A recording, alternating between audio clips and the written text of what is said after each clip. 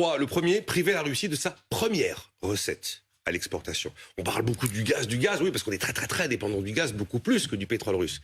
Mais quand vous regardez en termes de recettes à l'exportation, vous prenez le pétrole et les produits pétroliers raffinés par la Russie qu'elle exporte massivement, 180 milliards d'euros de recettes à l'export en 2021, le gaz, 50. En fait, le pétrole apporte beaucoup plus que le gaz. Deuxième enjeu, exclure Sberbank, qui est une très grande banque en Russie qui gère un tiers du marché pétrolier, du fameux système de paiement interbancaire SWIFT, dont on avait déjà parlé. Et puis le troisième enjeu, réussir à afficher une unité absolue de l'Europe. On sait que sur le gaz, on n'y arrivera pas.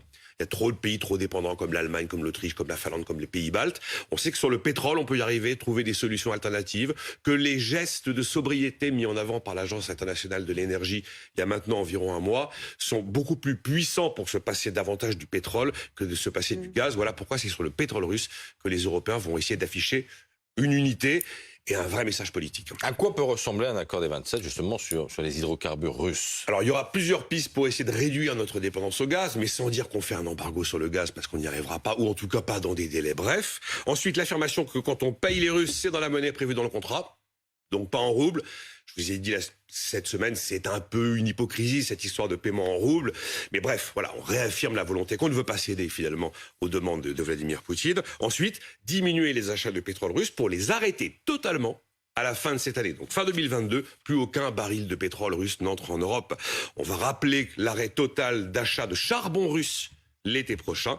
Et puis très probablement installer des mesures d'accompagnement pour quelques pays très enclavés et très handicapés par ce type de décision qui, si on ne les accompagne pas, mettront leur veto. S'ils mettent leur veto, il n'y a pas d'unanimité des Européens. Je pense notamment à la Slovaquie, mais principalement à la Hongrie qui a dit « moi, mon veto ». Et donc, on va aider les Hongrois. Bon, moi, mon porte-monnaie, est-ce qu'un embargo européen va entraîner une flambée des prix de l'essence? C'est possible. C'est possible parce que vous imaginez l'Europe tout entière qui change totalement son approvisionnement. Oui, évidemment, ça va déstabiliser l'offre. C'est obligatoire. Alors, je ne vais pas me hasarder à faire le jeu des prévisions. Aujourd'hui, on est à 107 $ le baril.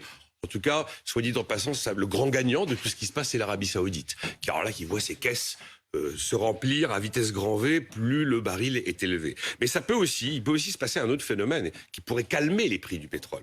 C'est le ralentissement global de l'activité. On en a parlé il y a 2 jours ici même. Le PIB de l'Amérique qui est dans le rouge au premier trimestre. Le croissance zéro de la France était vendredi, là, au premier trimestre. La Chine, qui économiquement est très ralentie à cause de Covid et du confinement qui touche aujourd'hui Shanghai ou encore Shenzhen. Quand la croissance fait ça, la demande de pétrole, elle fait ça aussi. Et dans ces cas-là, les prix se calment.